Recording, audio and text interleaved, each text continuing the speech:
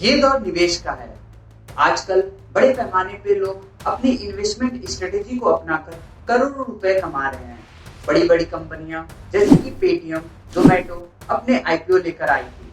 ऐसे में सवाल आता है कि आखिर आईपीओ है क्या? वही कई लोग ऐसे भी हैं जो आईपीओ के बारे में बिल्कुल भी नहीं जानते। तो आज के वीडियो में हम उन्हीं विषय पर बात करेंगे कि आखिर आईपीओ होता क्या है और उसमें निवेश कैसे किया जाता है। सबसे पहले समझते हैं क्या होता है आईपीओ। आईपीओ का मतलब इनिशियल पब्लिक ऑफरिंग। जब कोई कंपनी पब्लिक को अपने शेयर्स ऑफर करती है तो उसे आईपीओ कहा जाता है। अगर हम सरल भाषा में समझें तो देश में तमाम कंपनियां हैं जो कि जब उन्हें फंड की आवश्यकता होती है तो वो उस कंपनी को शेयर मार्केट में लिस्ट करवाती है। सबसे बेहतर तरीका है आईपीओ। आईपीओ को जारी करने के बाद कंपनी शेयर मार्केट में लिस्ट हो जाती है, जिससे कि निवेशक उसके शेयर्स को खरीद और बेच सकते हैं।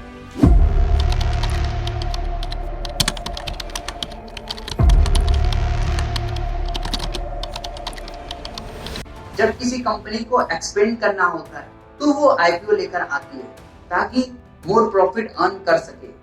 कंपनी के पास दो रास्ते होते हैं, या फिर वो बैंक से कर्ज ले सकती है या फिर निवेशकों से पैसे जुटाए ताकि वो उस कंपनी को एक्सपेंड कर सके, जिससे कि वो मोर प्रॉफिट अर्न कर सके।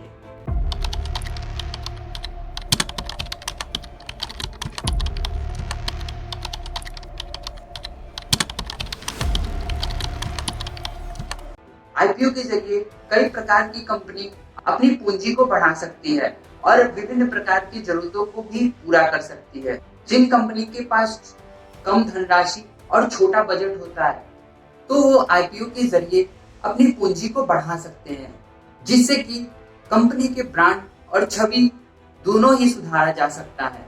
कंपनी के आईपीओ लाने से कंपनी के जो बैलेंस स्टेटमेंट है और बैलेंस शीट है वो एक तरह के सार्वजनिक हो जाते हैं, जिन पर सेबी की कड़ी नजर रहती है।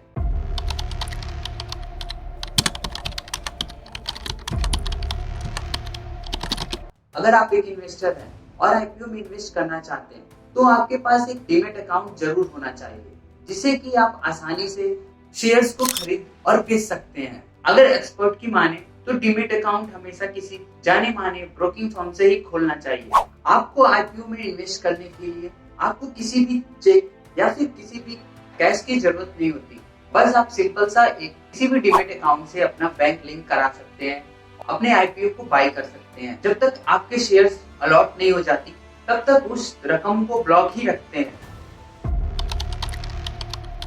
DRHP यानी कि ड्राफ्ट रेट हायरिंग प्रोस्पेक्टस, मतलब कि अगर कोई कंपनी अपना आईपीओ लेकर आती है और वो सेबी के पास अप्लाई करती है तो उसकी DRHP, उसके जो कंपनी के शेयर होल्डर्स हैं, उसकी फाइनेंशियल कंडीशन, उसकी डेट, तो ये सब उसको सेबी के पास ये सबमिट करना होता है ताकि सेबी इसका असेसमेंट कर सके।